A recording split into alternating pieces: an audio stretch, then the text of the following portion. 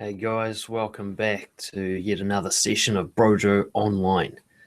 And this comes to you in association with menprovementacademy.com.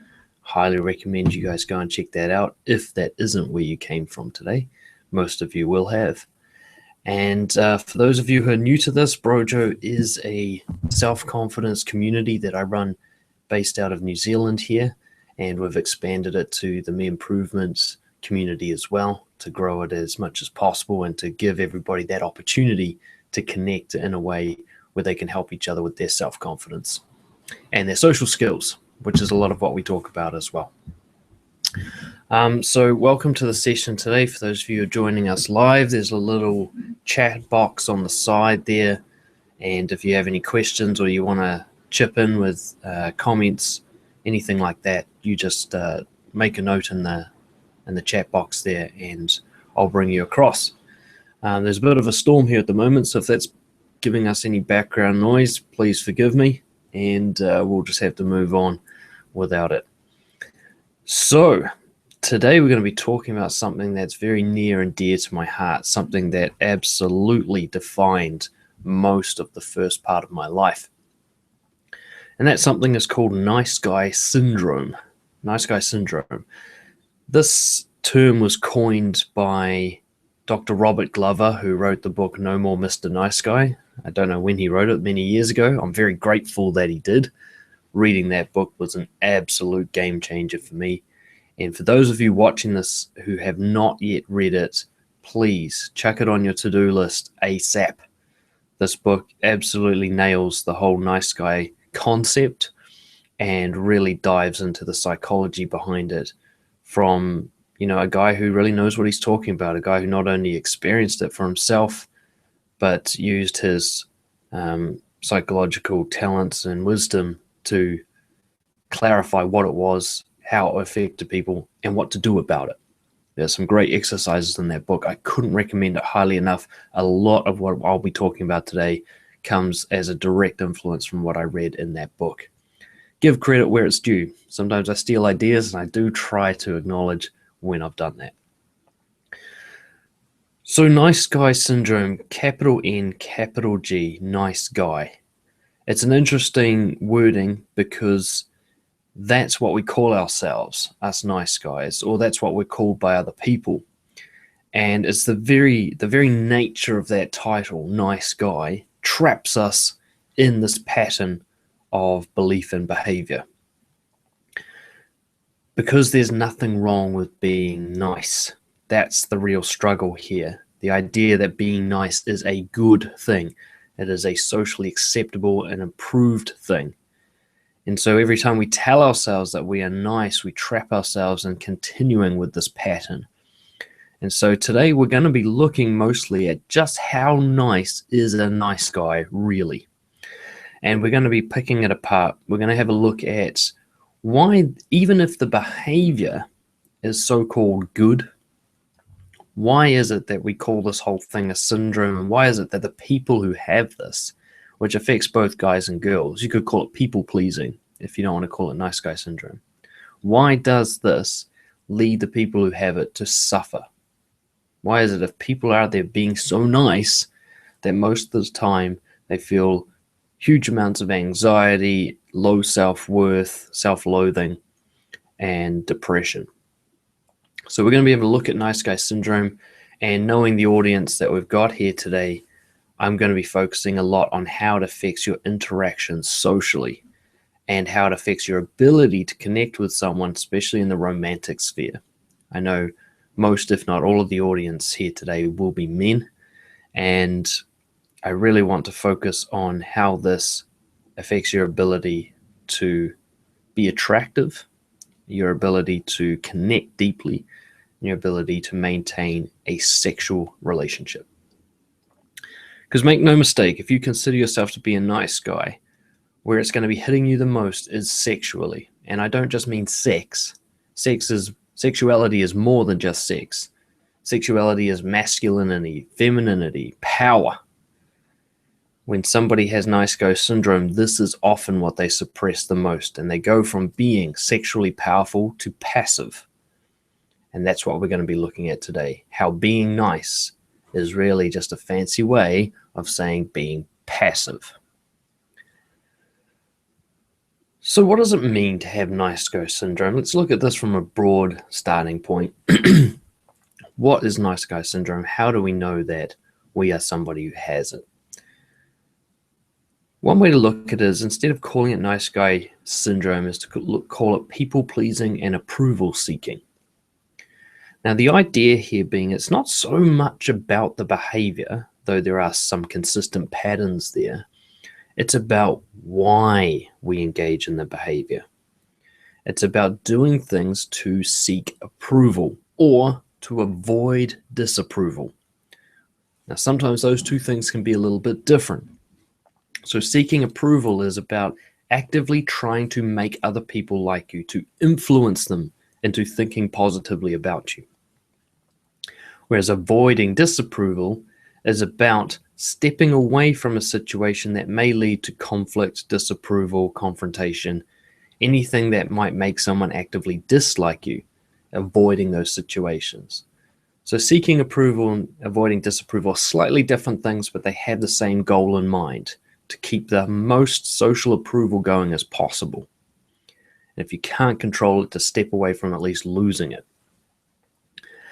Now, the difficulty is, and this will be happening for some of you watching this, is your brain's not going to be telling you, I'm seeking approval. You won't even be able to connect with that concept. You'll just think, I'm being a good guy. I'm being a nice guy. I'm lovely. I'm caring. I'm empathetic. I'm a good listener. You'll have a different story in your head that masks the approval seeking. And that's really what I want to get to today, is trying to get past that story that's keeping you locked into this behavior. That story that makes you think being nice is a good thing. We're going to really challenge that concept today. We're going to challenge the idea that being nice is good, that being nice is something that's helpful and improves people's lives. And have a look instead, why are you really doing this stuff? Particularly if any of you are watching right now, to just allow yourself to register, when do you do things that you don't actually want to do because you think it's the right thing to do socially? When do you do things that you don't want to do? When do you sacrifice what you want for what you think someone else wants? And when do you look at other people doing this where they put themselves first and call them selfish? What is the story that traps you into this pattern? So let's start by stepping back and having a look at some of the symptoms of nice guy syndrome. And this is really an endless list. We'll never get to the end of it in one session, but I want to have a look at some of the ones, particularly the ones that came up for me and the ones that come up for my one-to-one coaching clients. Some of the things I commonly see. Also, some of these, especially the wording I've taken for some of these, directly from No More Mr. Nice Guy by Dr. Robert Glover. He puts it better than I ever could. So seriously, get a copy of his book if any of this resonates with you. So the number one symptom for me when I was really in the depths of this, actually, let's step back. I'll give you a bit of background as to me being a nice guy, just to let you know that I'm not better than you by any means. So for I'd say the first 25 years of my life, excluding being a minor child, being an infant, I was affected by this nice guy thing. I remember it from a very early age, very, very early age. I would actively do my best to be approved of by others. So you've got people who don't give a fuck what others think, and I was the opposite of that. I very much gave a fuck, very, very much. It was the center point of my existence, is what other people thought of me and how do I make that as positive as possible. Who knows why it began? I don't believe in cause and effect. I don't believe that you can actually establish what causes something else. It's a myth in my mind. But we can see that there were a lot of contributing factors. Now, one of the key ones for me that really resonated when I read the book was the psychology of a child. When you're very young, you believe that you are the center of everything. And you quite literally believe that. You think, and you can remember this if you think back to being a child, that you are the center of the universe. And therefore everything that happens is somehow related to you. Now, this is actually part of the brain development. It's not till you're about somewhere between 9 and 12 years old that you develop the ability to think critically enough to realize, hey, maybe I'm just part of a bigger thing, not the whole thing itself. So when you're younger, you think everything happens because of you. And so, like, an example for me is if one of my parents was in a bad mood, or what I perceived to be a bad mood, I would immediately assume I had caused that, or I was somehow aggravating it. The thought that it could have nothing to do with me never occurred. Never occurred to me at all. If someone was in a bad mood, it's because of something I had done, will do, might have done, haven't done. So I'd start to have anxious reactions to people being upset. I started to think, look at the harm I'm doing. That was the conclusion I came to when I noticed people being upset, was that somehow I was creating that. Now, I've had a lot of clients share similar experiences. Anybody who's had what I call pressure parents, the kind of parents who really push you so hard to achieve that it like drives you crazy. And they're just really, they validate themselves through your achievements. It's really easy to develop this nice guy syndrome when you have parents who are like that. The kind of parents where if you come home with 95% on your assignment, they say, where's the other 5%? Those kind of parents, it puts you in a state where it seems like you feel like you're disappointing people all the time, and that it's very mean of you to be doing this, that you are somehow an evil or a cruel person for causing these disappointed, upset feelings in others. And the key idea there being causing. You believe you start these things, you create these things. The concept that your parents are insecure and they're taking that out on you, that doesn't occur to you. You believe them when they imply or directly state that you are the cause of their upset, without any ability to critically think and go, wait, maybe they just haven't got their shit sorted and I'm wearing it. So that was the kind of thing that would happen to me a lot. If somebody else was upset in my presence, for some reason, I came to the conclusion that it was because of me. And I felt a lot of guilt about this. I was always generously genuine. Wait, I don't know what I was trying to say there. But when I was a kid, I always did want people to enjoy their lives. It's always been a core value of mine, is kind of having a positive impact on the world. And so whenever I saw that I was upsetting people, I really felt like I'd failed, not just them, but myself. So I'd start to figure out what was it that brought them back from that upset. What could I do that would take them from being upset to being happy, to feeling good in my presence? And that's where it began for me. There was no major trauma as far as I remember. Who knows? Maybe some shit happened to me that I can't remember. But for the most part, I think I had a fairly, comparatively decent upbringing. Nothing terrible happened as far as I can remember. And who knows why I came to this conclusion, but it affected the rest of my life. Got to the point where I was in high school, and now it became much more about women, or girls, I should say, being that age. Their approval became very important to me, and particularly because I lacked it.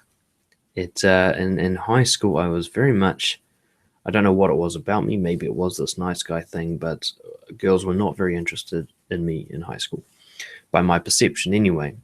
Who knows? Maybe they were, and I was just totally overlooking it because of self-worth issues. But I came to the conclusion that they weren't, and in particular that they were less interested in me than they were in other guys. So I was doing a comparison thing there. And whether this is true or not is irrelevant. The point was I saw it as my duty to change that. And the way I changed that was by changing their emotional state to happy in my presence. So one of the things that I do a lot of is humor. I used humor and I used empathy as a way to make people feel good. I tried to make people feel good in my presence. Now, back then, I just thought I was being a good person, especially when I saw other guys doing things that hurt people and hurt the woman that I that I had crushes on or whatever, I always thought, well, look at me. At least I'm the last nice guy. I'm the last non-jerk on this planet. And it was like some saintly thing that I started to construct. I started to see myself as the only good guy left, and it was my duty to sacrifice what I wanted to be this good guy so that at least people would have faith that guys like me did exist. I had this whole massive story about why being nice and making people happy was not just a good thing, but an honorable legacy, really, that I would be known for. So I started people pleasing. I started engaging in behaviors that were designed to make people happy, to remove their upset feelings, to remove anything that I felt uncomfortable with, like anger or sadness or confusion or frustration. I would take anyone who was in that state and I would transform them back to happy through quite manipulative techniques. Though, of course, I didn't think of it as that. I just thought of myself as being a nice guy. As I got into my 20s, I started to see the impact of being this way. The first impact being that the first long-term relationship I was in, fell apart because even after a couple of years, essentially my girlfriend was bored of me. And it took me a long time. It wasn't until I discovered all this stuff to realize that the reason she was bored is because of my niceness. It's because I was too perfect and too infallible and absolutely lacking in any kind of sexual power. There was no risk-taking, there was no decisiveness, there was just this kind of passive, pleasing, fawning, submissive thing. And it's very hard for a woman to stay attracted to something like that. It's very hard for anyone to stay attracted to passive, unless they're also passive and they find it safe and comforting. So she absolutely was not passive, and eventually she got bored and left. Now, the critical mistaken conclusion that I came to was that I hadn't been nice enough. And this is one that's going to crush so many guys out there who have this nice guy syndrome, is when they see being nice as not actually having a positive effect on their lives, rather than coming to the conclusion, hey, maybe being nice or the way I'm being nice isn't quite the way, they're going to think, shit, I just wasn't doing it good enough. I need to be even nicer. I need to be more lovely, more of a good listener, less of a decision maker, and on it goes. And so they just drive deeper and deeper into the hole, not literally. And it's because it's like when you're, let's say, if you've ever bought, what do you guys call it in America? A clunker, like a shit car. You bought a shit motor vehicle and it starts breaking down and you start spending a lot of money fixing it. And eventually you spend more money fixing it than you did even buying the thing. And instead of taking a big risk to like get it a loan and get a decent car that's going to last a while, you just keep pouring money into this piece of shit, hoping that this will be the last time you need to fix it. And that's the kind of approach nice guys take with nice guy syndrome. They keep trying to be nicer. They put more investment into being nice rather than letting go of their investment in it and going, maybe that never worked. Maybe being nice doesn't work. Now, one of the reasons that nice guys think being nice works is because occasionally it gets positive validation. And they take that to mean as this works, which is a huge mistake. So if I'm out there, so one of my key ones was making fun of myself. That was one of my key nice guy kind of symptoms. I'd be self-deprecating with my humor. I'd make people laugh as I spoke about my own pain. Now, in terms of, investing in nice guy behavior, rather than going, wait, maybe making fun of myself isn't actually a nice thing to do, I started to think maybe I just need to be funnier. I need to rip the piss out of myself. That will make them like me, because it would make people laugh. That's the thing. I'd see that laughter as recognition, as evidence that this is the right way to be. When a girl says, oh, you're the nicest guy ever, I wish I could meet a guy like you, I'd take that as evidence that being nice was working. It never occurred to me, that kind of common lament that so many nice guys have is the girls in their life will say, I wish I could meet a guy like you. And you're sitting there going, I am a guy like me. The fuck are you waiting for? Not realizing that what she says, I wish I could meet a guy who was as nice as you, but also was masculine and sexual without all this passive, pathetic stuff that you do. That's the bit she's not saying, but that's the truth of it. Is some of your behavior that she validates, she does like that behavior. Some of the behavior that you get a pat on the back for and from society, there's nothing wrong with that behavior. But the reason why you're doing it is keeping you trapped in a system that does not work. Put it this way, if being a nice guy actually worked for you, you wouldn't be watching this video, would you? Your life would be sorted. You'd feel no need for any form of self-development because you'd have everything sorted out, right? There would be no anxious nights wishing that things were different. There would be no internal frustration and rage as you watch the world treat you badly, even though you think you deserve to be treated better. That wouldn't be happening if nice guyness worked for you. Because, and this really segues into something that we need to bring out onto the table. Being nice masks something very dark and sinister, and that is rage. One thing that nice guys have in common is a deep-seated, very uncomfortable and very painful source of rage, this pool of built-up resentment and bitterness. We don't want to even admit it to ourselves because that doesn't line up with being a nice guy. We're so attached to that nice guy identity, we can't even admit to ourselves that we are fucking mad. You know, that we're not happy with the way things are going, and we really blame the world, and we really feel that the universe is unfair, that the universe is mean to us. One of the symptoms of nice guy syndrome is feeling really, really connected to people who are being bullied and picked on and victims.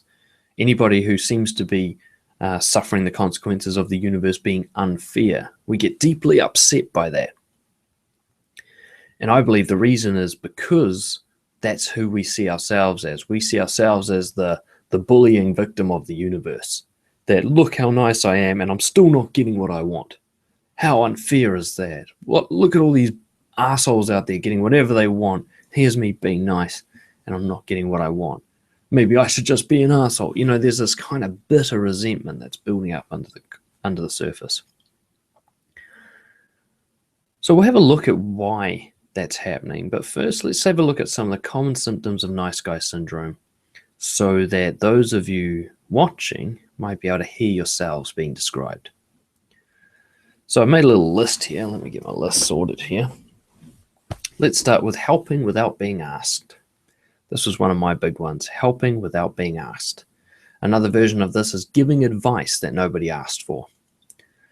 So there's nothing wrong with helping people, is there? Absolutely nothing. The world would be a much better place if people were more helpful. I have no doubt about that. However, when it comes to being a nice guy, what makes it different is why you're doing it. Now, helping without being asked is different to helping. So if somebody goes, can you please help me with this by doing this? That would be me helping. Now, if I see somebody doing something and I think they're doing it wrong and I just dive in and help them, or I think they need me, I judge them as being incapable of doing this thing by themselves, even though they have not asked, I will dive in there. Now, this is one of the darker symptoms of nice guy syndrome because it shows real judgment. You look at people as being incapable of functioning without you. Especially when it comes to giving unsolicited advice. Like somebody's telling you about the problem, you tell them how to fix it, and they haven't asked you to tell them that. They haven't asked for any advice whatsoever. And even if they have asked for advice, have you given them the advice they're asking for? Or have you just told them what you think they should hear? So helping without being asked, a huge symptom of nice guy syndrome. And we'll have a look in a minute at why helping without being asked is different to helping in terms of the overall nice guy intentions that toxify everything. The next one, and this is one I took directly from Dr. Robert Glover's book, No More Mr. Nice Guy, is covert contracts.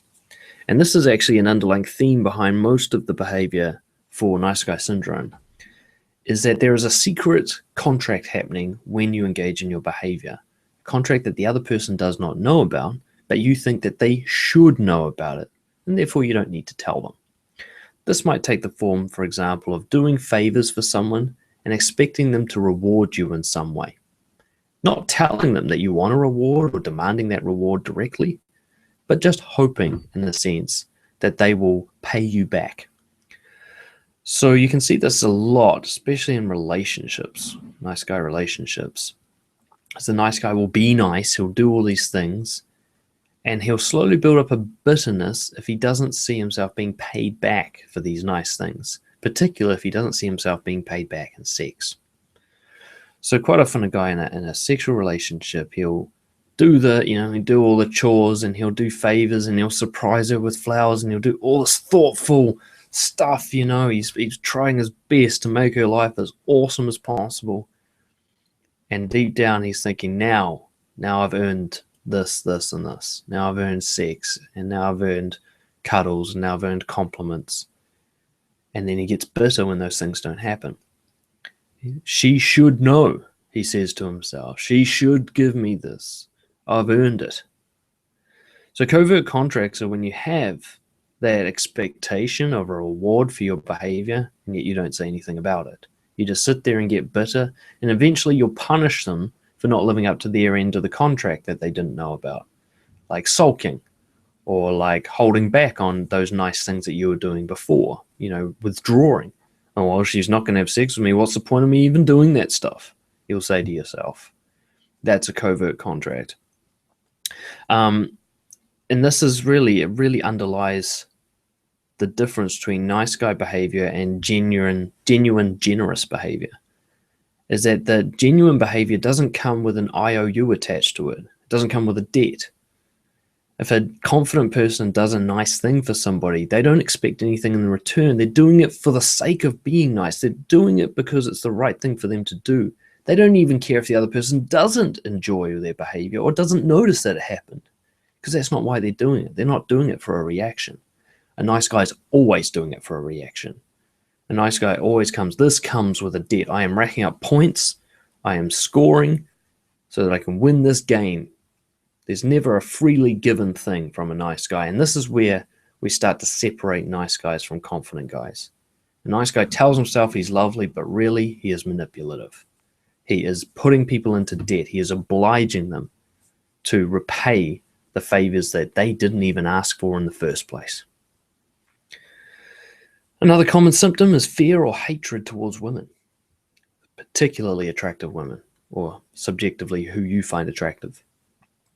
So fear. So if you feel anxiety when you're in the presence of a woman that you're attracted to, if, for example, you get erectile dysfunction when you really want to have sex with a woman that you're attracted to, or you just notice that you behave differently around attractive people as you do to people you don't find attractive.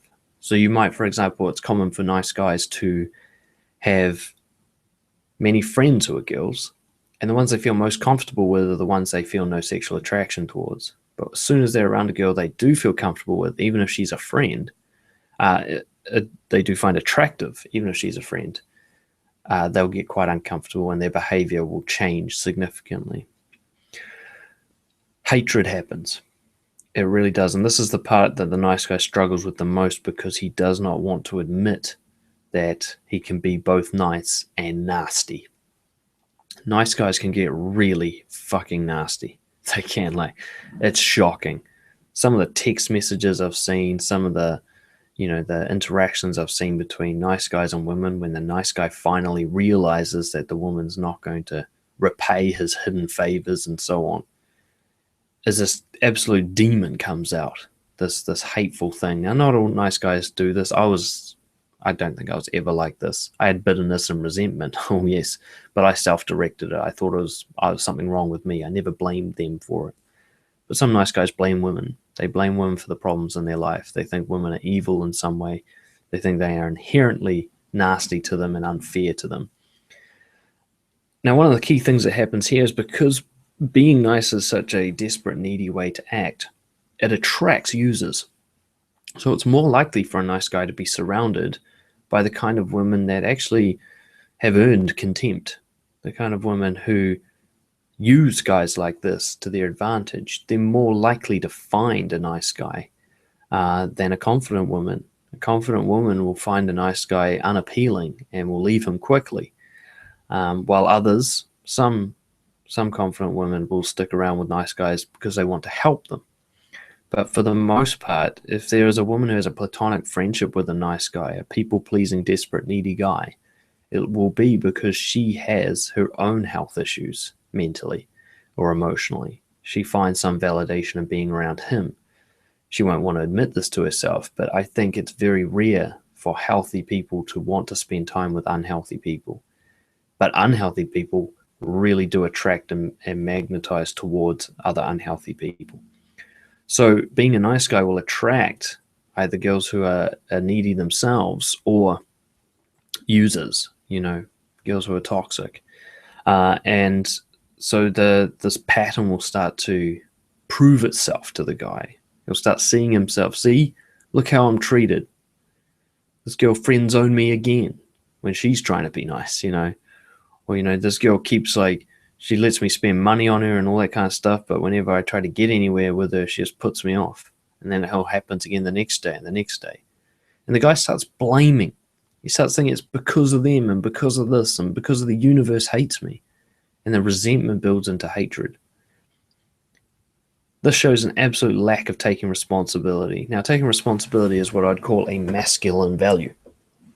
I don't think masculine and feminine are better or worse than each other. I do believe they are absolutely different, however.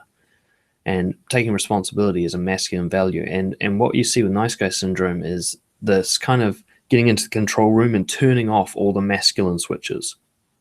It's what nice guys do because they have a story about how those masculine drives like assertiveness, decisiveness, risk-taking, power, all of these things are somehow harmful. Anger, that kind of emotion. They think it's harmful, so they try to turn it all off. And instead of becoming feminine, which you think might happen, is they become passive, this kind of gray area in the middle. They're neither giving nor receiving, neither yin nor yang. They're that line in the middle, squiggly S thing.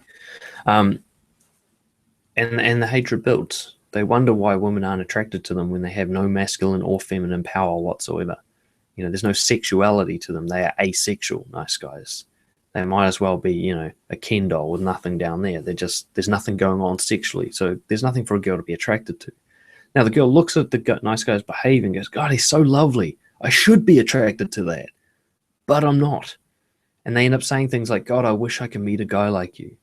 What they're saying is, I wish I could be attracted to someone who treats me this well. And this is what I mean by nice guys attracting unhealthy girls. It's for a girl to look at a nice guy and think, oh, that's the kind of guy I should be attracted to. Shows their lack of awareness. A guy who's treating you that well and you haven't earned it, and he doesn't seem to want anything in return. There's no reciprocation happening. He's worshipping you. And you think that that's a good thing, then that means there's some unhealthy stuff you need to work through as well. A desperate desire to please. For me, it took the form of a belief that absolutely it was my duty to make other people feel happy. It was my responsibility, my obligation, like some sort of ninja thing, samurai, like honorable thing was to make other people feel happy. I don't know why. I'd accumulated this rule that that's what had to happen. Every interaction I was in, the outcome must be other people's lives were better. In other words, they were feeling more pleasure. I took that on rather than thinking, hey, somebody else's emotions is their journey. That's their responsibility. It's got nothing to do with me. I can just be me and they can sort their own emotions out. See, what's ironic is a nice guy, you ask a nice guy, who's responsible for your emotions? And they'll say, I am. And I'll say, well, okay, so why are you taking responsibility for other people's? If you understand the concept that you are responsible for your own emotions, why do you do it for other people? Which leads into the other symptom, manipulating other people into happy emotional states. Yeah. So a nice guy almost always sees happy as the one emotion, the one that everybody's supposed to be all the time, and every other emotion is wrong. And so a nice guy will try to manipulate people back towards happy. If they see someone who's sad, they won't just let them be sad. They'll go and try to cheer them up. In other words, manipulate them towards being happy. If someone's agitated, they'll try and calm them down, manipulate them back towards happy. If someone's angry, they'll try to calm them down. If someone's confused, they'll try to unconfuse them or try to fix the problem to get them back to happy. And the whole time telling themselves the story, hey, I'm such a good guy for doing this, rather than telling themselves the truth, I'm doing this to seek approval. Repressed emotional expression is a huge symptom for nice guys. And this is where anything other than happy gets hidden. If you're frustrated, if you're confused, if you're sad, if you're angry, you pretend not to be a lot of the time. Now, this is a bit different for each guy, and all these symptoms may or may not apply depending on what kind of nice guy you are, sort of thing. But repressed emotional expression, basically trying to get yourself to this point where you are unaffected, where you appear to be unaffected. And in particular, the most repressed emotional expression I see from nice guys is anger, until they explode, of course, because they can't hold it in anymore. But when the little things piss them off, they hold it and they avoid confrontation. And to avoid confrontation, they have to pretend that they're okay with everything. Then there's, a lack of all those masculine traits. You see a lot of that in nice guys. See a lack of assertiveness, decisiveness, risk-taking, leadership, courage, honesty, all of these things. A nice guy is really quite dishonest, and yet he'll tell himself he's honest because that's what a nice guy should be, is honest. So he'll say he's honest, but in reality, he hides most of the truth about himself most of the time. And in fact, he hides it so well that even he doesn't know what it is, And attached to an identity. So a guy seeing himself as the nice guy, the reliable guy, the friendly guy, the funny guy. This kind of Superman costume that the guy puts on every time he leaves his house and has to interact with other people. He becomes this performance, and he lives by it. He takes pride in it, this performance that he's cultivated. So a lot of this behavior, especially the like helping people and being a good listener and trying to work with people who are in pain, what's wrong with this behavior? Nothing, right? There's nothing wrong with it. So what makes it different from true generosity and true kindness? That's the intention. It's the intention. The nice guy is trying to get something when he does this stuff. That is the difference. A confident person will be generous and kind and nice because they believe, according to their own values, that is the right thing to do in that moment. They're willing to do that even if everyone hates them for it, because they believe it's the best thing to do. They're not doing it because of their reaction. They're doing it to reward themselves for integrity. Now, a nice guy does it without fail to get something, to be approved of, to be seen as a good guy, to build up points for the covert contract, to avoid disapproval, to fit in, to stand out. Whatever it is, there's a reason why they're doing it that is beyond self-satisfaction. It is about something to do with society. There's even a kind of inverse nice guy, the kind of guy who causes a scene, the kind of guy who argues against everything. A contrarian, I believe is the word. And I believe that this is almost the same as being a nice guy, the kind of person who seems to stand against everything that everybody else stands for, who always wants to be in the out group. The person, like I saw this a lot, I play in a metal band, and you see this a lot in the metal scene. People who deliberately go against mainstream. They like to make a big deal about it. Like if everyone likes a band, they go, oh, I hate that band. If everyone's voted for one politician, oh, they should have voted for the other one. They're always against what the majority does. And for me, this is just as disingenuous as being a nice guy. That's just as fake. You're not really saying what you want. You're not really true to yourself. You're just saying something that will live up to an identity, like being the rebel, which is really no different. So how does this all affect us? By the way, we are leading towards some solutions. I will talk about some practical application at the end there. But how does this affect us? Well, let's have a look at what it's like when you do not have any sexual power in your life. One of the most, I wrote an article called Why Your Boyfriend Doesn't Initiate Sex. And it was, and still is, the most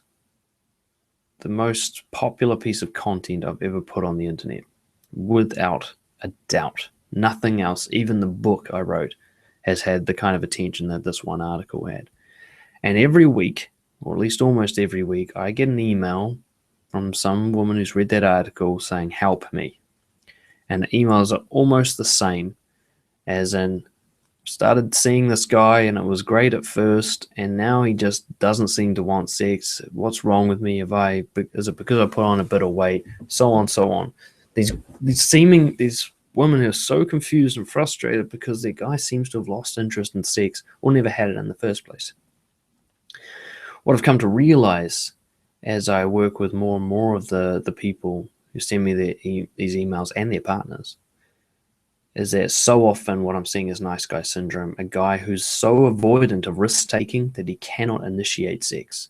He cannot make sex happen or try to without getting a clear green light, go ahead, you're welcome to try signal from the woman. If he doesn't see that, the risk is too great and he will stand passively by and wait for her to initiate. So what happens is being passive forces the woman to be both feminine and masculine all the time. She has to be the one who cares for him, and she has to be the one who leads. And the guy's doing neither because he's so wrapped up in his own anxiety and shit all the time. He's so focused on doing all these nice things. He's not even listening to her. He's not even doing what she really wants. He's just doing what he thinks she should want. And so this nice guyness absolutely destroys relationships, and it kills them slowly. It's like a poison. So that people get more and more invested over time. They become really invested before the problems really start to emerge. It can be years before each party realizes just how fucked the relationship has always been, really. Because what the key factor here is a nice guy starts a relationship with a big performance. You know, he's so nice and so loving and generous and kind and blah, blah, blah, that the woman comes to expect, wow, he's going to be like this all the time. I've found the man. Like, I've found just the best guy on the planet here. He seems to have some problems in the bedroom, but I'm sure we'll sort that out. You know, he seems to have some problems making decisions occasionally, but I'm sure we'll sort that out. And yet month after month, eventually the performance starts to wind down. The guy loses interest in performing as he becomes more secure in the relationship, or he just gets exhausted from trying to keep up the performance. And he starts to pull back on trying to impress the woman. And the poor woman's sitting there going, why has he changed? What's different? And now the little things that weren't such a big deal at the start to become more obvious. It's like, and he's always had this problem in the bedroom, you know, and he never makes the decisions. I always have to make the decisions. Start seeing these patterns. And this is why nice guyness is really just such a toxic thing. It destroys relationships as the person starts to realize the guy they got into a relationship with does not exist. He was a performance. He was a fake, constructed, contrived performance. And this poor woman or man, depending on your orientation, has invested deeply in this performance. And they've basically fallen in love with a ghost, a fiction, a person who does not exist, hiding in the body of someone who does. Nice guys, what they do is they push everybody into the middle. So because there's absolute passivity, you can't really hate them. It's difficult to hate nice guys a lot of the time because, wow, they're just so nice. You know, oh, he's such a nice guy. You know, you got to meet Jim. He's such a lovely guy. You know, can't say a bad word about him. Lovely guy. But you can't really love him either. So you can't hate him because there's nothing really wrong with him. But there's nothing to really spice you up. There's nothing to really spark a true deep desire for the person. I'm not just talking about sexual, but passionate desire. You know, the kind that two platonic men friends can have. You're just like, fuck, can't wait to see John again. I fucking love that dude. He's awesome. That's so much different to, oh, he's such a nice guy. So different. So what nice guys do is they use dishonesty to push everyone into the middle, push them away from hate and actually away from love into that sort of space in the middle, that like. Because like is safe. You can't get rejected with like. You can't get hurt with like. You can't be vulnerable with like. You're nice and safe in the middle. Now, what a confident person does is the opposite. They use honesty to push people out to the sides. So while a nice guy uses manipulation and dishonesty to push someone into like, A confident person uses honesty powerfully to push someone into love or hate. When you meet me, you're either going to think I'm awesome or you're going to fucking absolutely can't stand me and want to get away from me. One thing you won't do is walk around, oh, he's a pretty nice guy. Yeah, not bad, not bad. You won't have that opinion with a confident person. So the main effect of being nice in this way, being this kind of manipulative, covert, contracty type of person, is that you are not going to have any true connections. You might be surrounded by people who like you, and yet you will feel absolutely alone. You will feel deep-seated, gnawing loneliness eating away at you. And this is the curse of the nice guy, because they feel that loneliness. They think, oh, I need to just make more friends. I need more people to like me. That will fill the hole. I need more validation. I need to make more people laugh more often. I need to have more people say, good job, Daniel. I need more. Rather than going, actually, I need to be more honest so I end up having less people in my life. So why? Where does it come from? Why don't we polarize people into love and hate through authenticity? Why don't we just go, hey, here I am, actually. Here's my real anger. Here's my real sadness. Here's my real frustration. Here's what I actually believe in. And here's what I disagree with. Why don't we use that stuff to try and find those good fit connections, the kind of people who are going to love you just for being you? Well, it's simple, isn't it? It's fear. It's just fear. We are afraid of doing that. Why? Why are we afraid of doing that? What do we think is going to happen? Now, what I find in so many of the clients I work with was that in the earlier stages in their life, there were legitimate reasons for this fear. I had one of my clients, for example, almost every day his dad kicked his ass. I mean, almost every day he got a beat down from his father. I mean, I've known some sort of violence parents and stuff in my time. My parents never were, but I've known some friends and stuff, but never someone who had every day. But this guy wasn't exaggerating. He said every day, unless I didn't go home, which was, quite often, he would run away from home and stuff. There would be a reason for a beating. You never knew when it was going to come. You'd never know why. There was no consistency to it. It would just happen at some point in time. So for him, trying to please his father was actually a safety security measure. There was a time where that fear was legitimate. He was going to be harmed if his father was displeased. Now, again, you can see that childlike thing, it must be me making my father beat me up. Rather than, hey, maybe this guy shouldn't have had kids in the first place. He's a fucking douchebag. That never occurs to a child. He just thinks, I've caused this thing, especially when it's your own parents. You have that massive connection to them, that bond. So we become, afraid in childhood that there's going to be some serious harm. A lot of nice guys come from a background of being bullied, being picked on, or being ostracized by kids at school. There seem to be genuine consequences for not being approved of by others. And I call this the fear of abandonment, or maybe somebody else calls it that, and I stole it. I can't remember. But this fear that if I am not liked by everyone, I will be hated by everyone. I will be left completely alone. Now, what's ironic about this fear is that to overcome it, you have to accept it. The only way that you're going to be able to be authentic and honest with people is to be willing to lose them all. Be willing to have every single person on the planet abandon you in order for you to be truthful. It's a lot easier to say than it is to do. I know that. But I just want to point that out there. You are not going to be able to connect well with people if you're trying to keep them. It's as simple as that. If any behavior you do with the intention of making them like you more is a behavior that puts a wall between the two of you, you're actually losing them with that behavior anyway. Nice guyness will guarantee that you end up alone. Not in numbers. You will be surrounded by people, but you will feel alone. Another fear is the fear of insignificance. People pleasers often do what they do so that they are noticed, so that they are recognized as existing.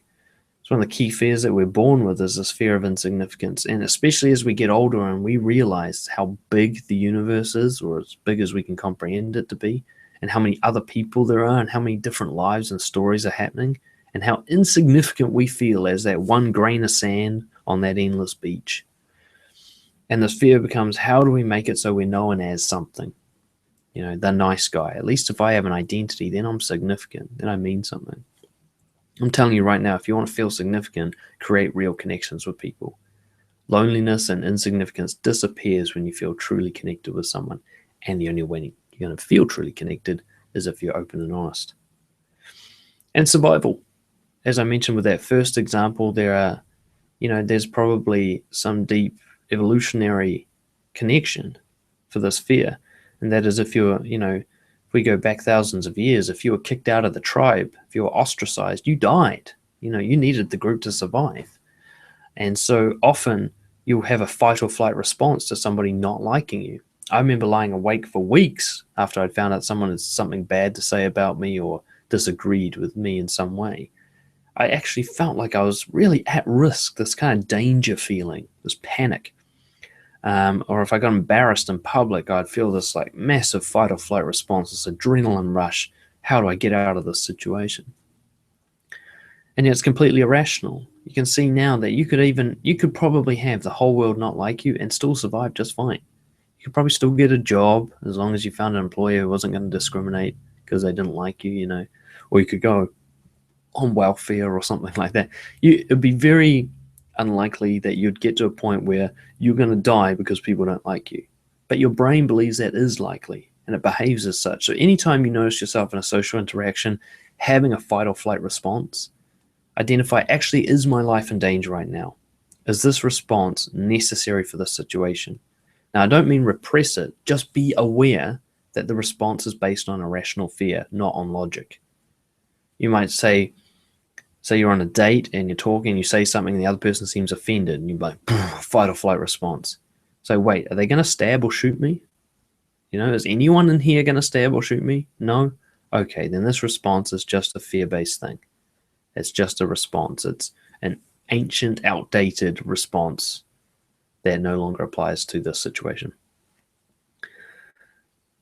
So essentially, when it comes to dealing with nice guy syndrome, it's really about dealing with those fears. It's about facing them and learning to overcome them, or at least live with them. And that's what I want to finish up with, is some practical tips that will help you break through this nice guy syndrome, be able to connect with other people genuinely, and ultimately overcome these fears. My top tip, my first one, is journaling. Now, what I mean by journaling is reflecting and narrating your own behavior. So having a look at the way you were at the end of each day and questioning and challenging yourself.